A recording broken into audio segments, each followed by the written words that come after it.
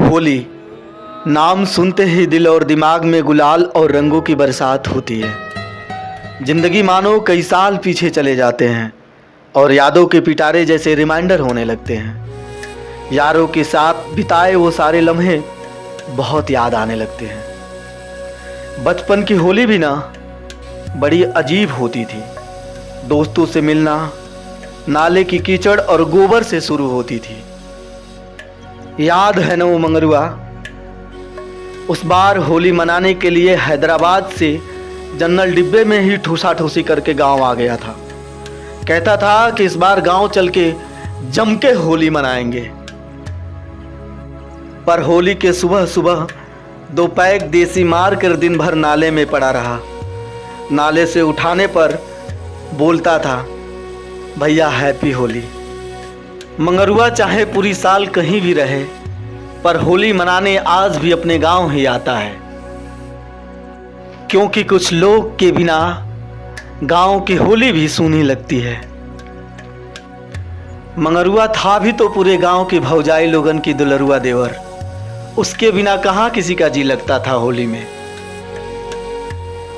आज भी याद है ना वो लखन चचा की होली, जहां बड़े बड़े ड्रम में रंग भर लिया करते थे और हम जैसे बच्चों को उसी ड्रम में डुबो दिया करते थे। पूरा शरीर लाल काला हो जाया करता था।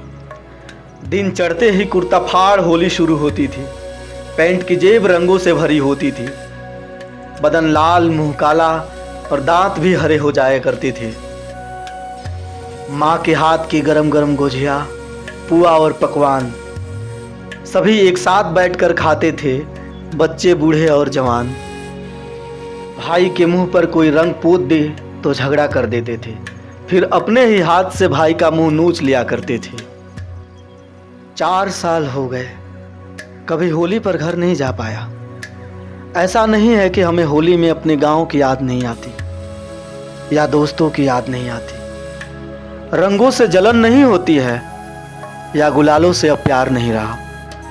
सब कुछ याद है मुझे, सब कुछ करने का मन करता है।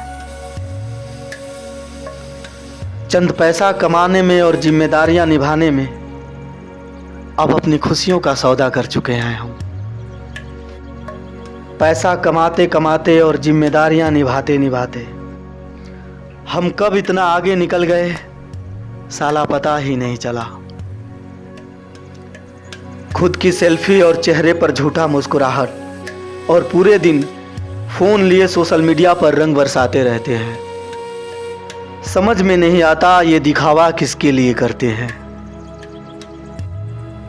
खुद को समझाते हैं या घर वाले को दिखाते हैं कि हम कितने खुश हैं। जलती होलिका को देखकर ऐसा लगता है कि अब उसके आग के साथ ही अपनी भी खुशियों की अरमान उसी में जल रहे हैं। अब तो फकत आदतों की वर्जिश है, रूह शामिल नहीं है शिकायत में। माँ के हाथों का पकवान खाने का बहुत याद आता है यार।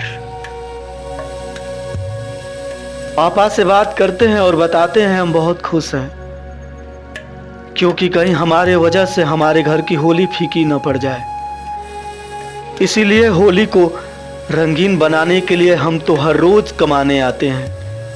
तभी तो 4 साल बीत गए, अकेले ही होली मनाते हैं।